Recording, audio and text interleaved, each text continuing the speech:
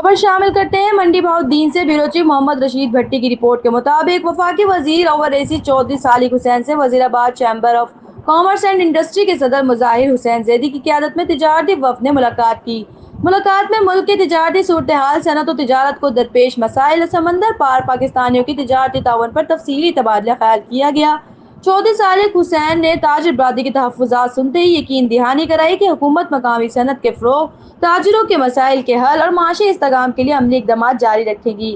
ملاقات میں مرکزی رہنما مسلم لیگ خواجہ رمیز حسن، وزیر آباد چیمبر، منڈی بہاؤالدین چیمبر، حافظ آباد چیمبر، خیبر چیمبر اور تاجر برادری کے نمائندے شامل تھے۔